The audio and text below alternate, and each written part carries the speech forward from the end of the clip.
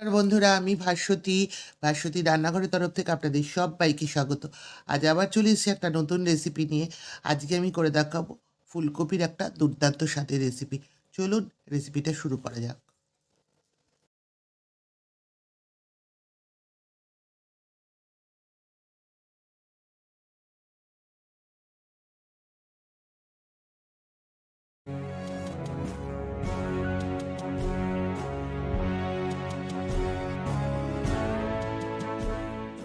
একটা গোটা ফুলকপি নিয়ে বড় বড় টুকরো করে কেটে নিয়েছি। একটু বড় সাইজের করেই টুকরো করেছি।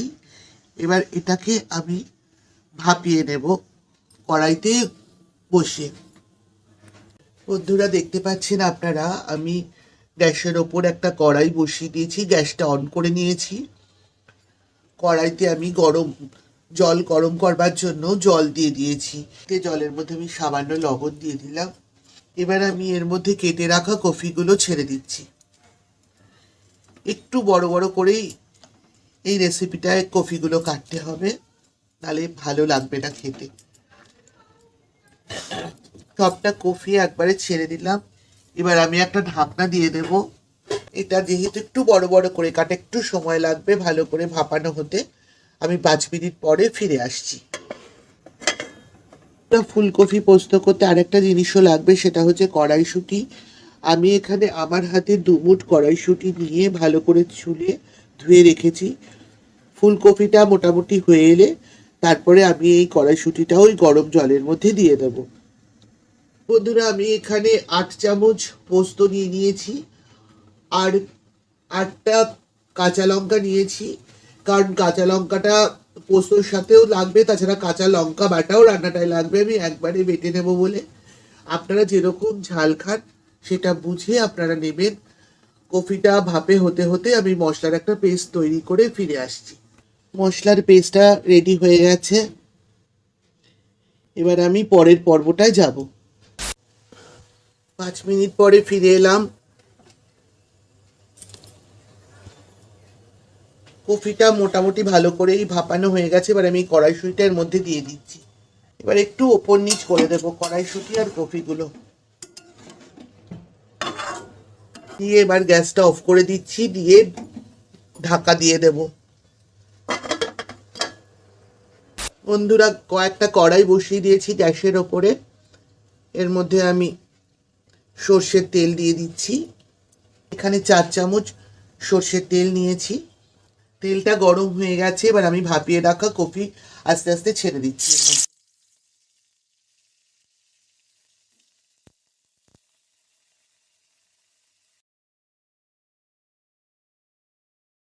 এটা কিন্তু একদম লাল করে ভাজবো না, অল্প ভেজে নেব।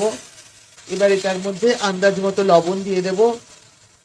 একবার কফিটা ভাপানোর সময় দিয়েছিলাম লবণ, তাই সেটা বুঝে লবণ দেব। আপনারা যেরকম লবণ খান সেটা বুঝে লবণ ব্যবহার করবেন। এই রান্নাটায় কোনো হলুদ ব্যবহার করব না। এবার এর মধ্যে ভাপিয়ে রাখা কড়াইশুঁটিটাও দিয়ে দিচ্ছি। কড়াইশুঁটিটার মধ্যে ছোট ছোট 2-4টে ফুলকপির ছোট ছোট ফুল ভাঙা রয়েছে, ওটাও একবারে দিয়ে দিলাম এর মধ্যে। এবার আমি দিয়ে দেবো এই পোস্তর যে পেস্টটা তৈরি করেছিলাম পোস্ত আর কাঁচা লঙ্কা দিয়ে, সেটা এর মধ্যে ঢেলে দেবো। এই বোলটা ধুয়ে সামান্য জল দিয়ে দিচ্ছি। আর দিয়ে দেব 1/2 চামচ কাশ্মীরি লঙ্কার গুঁড়ো, একটু কালার ধরবার জন্য। আপনারা ইচ্ছে করলে এটা নাও দিতে পারেন। আর দিয়ে দেব 1/2 চামচ চিনি। এবার এটা উপর নিচ করে একটু মিশিয়ে নেব ভালো করে। এই রান্নাটা খেতে অসাধারণ লাগে এবং ঝটপট রান্নাটা হয়েও যায়। এটা আপনারা ভাতের সাথেও খেতে পারবেন, রুটি বা পরোটার সাথে খেতেও খুব ভালো লাগে। পোস্তর জলটা একটু টানুক, আমি তারপরে ফিরে আসছি। বন্ধুরা, পোস্ত আর কফি ভালো করে কষানো হয়ে গেছে, দেখতে পাচ্ছেন খুব ভালো করে মিশে গেছে। এবার আমি সামান্য জল দিয়ে দেব, কারণ খুব একটা ঝোল আমি রাখবো না, এটা খুব একটা ঝোল ঝোল হলে ভালোও লাগবে না। আর কিছুটা ঝোল রয়েওছে, আপনারা দেখতে পাচ্ছেন। আমি এই মগটার হাফ মগ জল দিচ্ছি, দিয়ে গ্যাসটা একটু বাড়িয়ে দিচ্ছি, দিয়ে আমি ঢাকনা দিয়ে দিলাম। 5 মিনিট পরে আমি ফিরে আসছি। বন্ধুরা 5 মিনিট পরে ফিরে এলাম, দেখুন রেডি হয়ে গেছে। এবার আমি এর ওপর দিয়ে সামান্য কাঁচা তেল ছড়িয়ে দিচ্ছি, কাঁচা সর্ষের তেল ছড়িয়ে দিলাম, দিয়ে আমি গ্যাসটা অফ করে দিচ্ছি, ঢাকনা দিয়ে দিলাম। 2 মিনিট স্ট্যান্ডিং টাইমে থাকুক, 2 মিনিট পর আমি ফিরে আসছি। রেডি হয়ে গেল আমার ফুলকপি দিয়ে পোস্ত। আপনারা দেখতে পাচ্ছেন এই রেসিপিটি খেতে অসাধারণ লাগে। আমার এই রেসিপিটি আপনাদের কেমন লাগলো অবশ্যই কমেন্টের মাধ্যমে জানাবেন, এবং রেসিপিটিকে ট্রাই করবেন।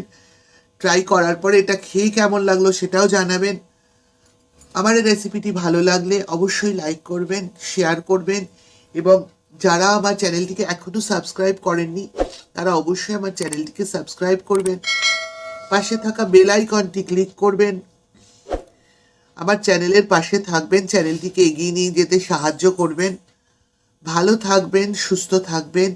আজ আসি, আবার দেখা হবে এরকমই কোনো নতুন রেসিপি নিয়ে আপনাদের সঙ্গে। ততক্ষণের জন্য ধন্যবাদ।